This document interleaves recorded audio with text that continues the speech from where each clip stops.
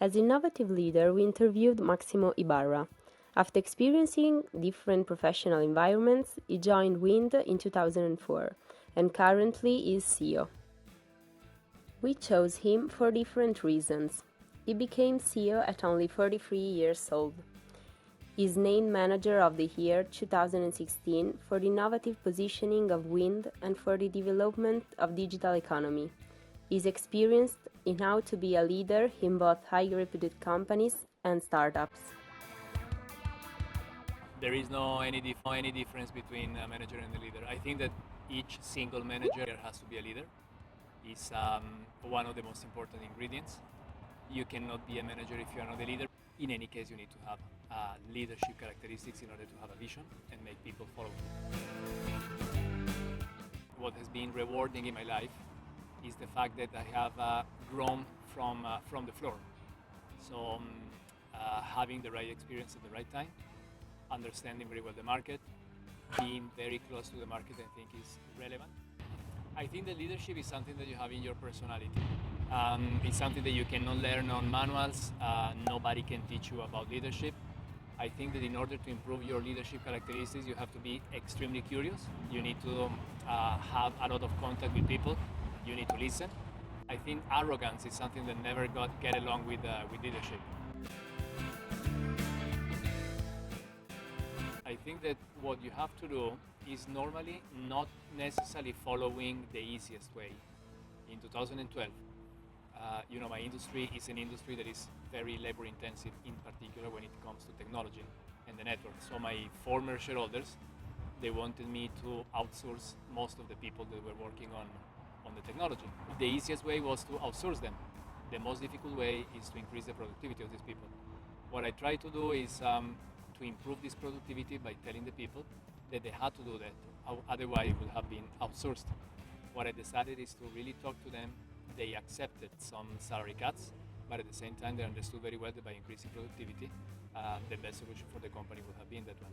And the final result is very satisfied people, more efficiency in their capabilities, and at the same time people that have grown because they really belong to the company, and the company has also increased its productivity. Innovation is not necessarily technology. Innovation means that you need to get to a point being as much as possible straight. And normally, when you deal with markets, you need to have in your mind what the customer thinks. Then everything is going to be much easier. Sometimes, in order to cope with the customer needs, you have to use technology because it's an enabler.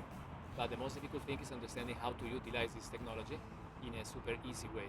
So really dealing with people in the normal way. So what it really works is when this innovation is an enabler and the relationship becomes much easier. This is the real innovation. Company work if the people that you have in the company work. It means that they need to believe in what they do. So people is probably the critical success factor of the company. So choosing people in the end means that they have to have the same values you have. They really have to believe in a mission. They have to have in their mind the advantage of a company rather than its own agenda.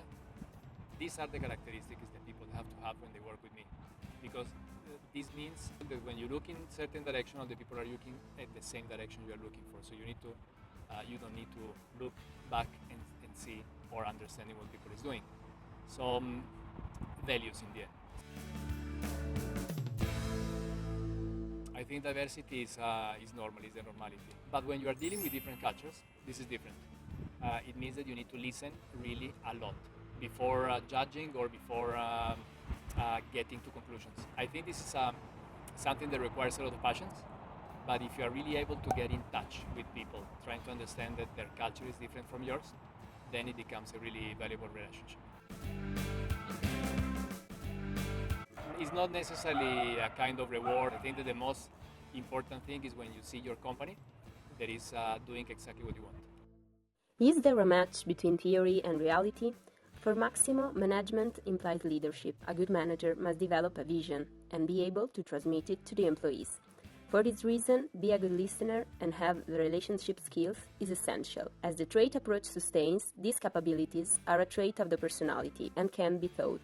At the same time, a good manager has to remember that easy decisions are not always the right ones. And even if diversity can create some conflicts, It has to exist in every management team.